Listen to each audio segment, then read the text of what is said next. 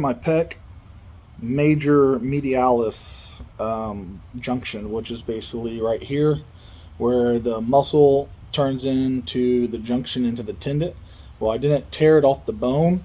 I actually tore the tendon off the muscle by 2 inches, which is 5 centimeters, just under 2 inches, and I only have a little over half an inch remaining, and it tore all down here. So I got 2 inches of muscle that moved down my chest line. So I got this nice big gap right here, and when I flex it, you can see all that tissue pull over.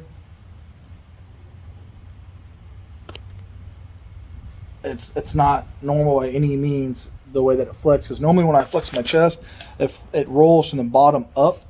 I don't even know if you can see it through the shirt, but yeah, you can't even really see that side, but you can tell the big old lump on this side just pulling over.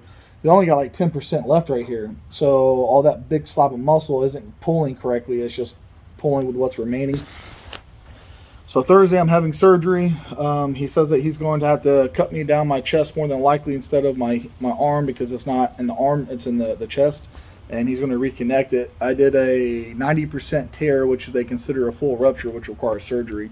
I was going to get it done the week that it happened, but there was an issue with the hospital, and then I tried calling around to other hospitals, and they're just, I don't have insurance, so they're ridiculous. So I finally found a place that I can afford to get it done. So we're getting it done on Thursday, which will be 20 days from it happened, just under 3 weeks. And they said if you get it done within the first 2 weeks, you have a much better success rate. They said you have up to 6 weeks to get it done to make almost a full recovery to a full recovery. He says the bad side is if I would have ripped it off the bone, it would have took me 4 months to be back to normal, and I would have gained back pretty much 100% of everything. But because it tore off the muscle and they have to reconnect it, it's going to be held by nothing but scar tissue. So it's unpredictable of how it's going to hold up. He says there's a chance that I could tear it right back off, and there's a chance it may never tear. It just depends on how long I take on my recovery, my rehab. He says instead of 4 months, he says I'll probably be looking at about a year and a half before I could get back to powerlifting. To weightlifting will be a lot sooner to get back to it. It just depends on my rehab. And 40% chance I may never gain strength back in that side, like on my pec. I may never gain that strength back. Doesn't mean I won't have a stronger bench or like a strong ass bench. If I can get my tricep stronger, then my bench can probably go back up close to where it was. But he says the pec may never allow me to be able to bench heavy, and it's like a career-ending injury for a lot of powerlifters and strength athletes.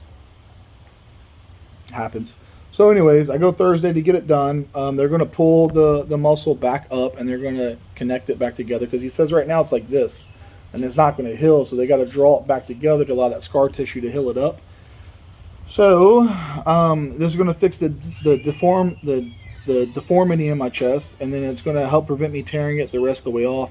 As I read a whole bunch of stories about people that didn't get theirs fixed, and they would be like swimming and then they tore it the rest of the way, or they'd just be doing a normal function activity, not thinking about it, years later, and they re-tear it. So the one of the doctors I talked to told me if I don't get it fixed, there's a chance that I can tear it by simply closing a car door later down the road if I start to work back out and I start to fray and fatigue it like it was before. So it's just best to get it fixed. And even if I don't gain all my strength back, that's fine, because the likelihood of me re-tearing it from daily normal function is like pretty much non-existent. It just depends on how hard I push it in the gym.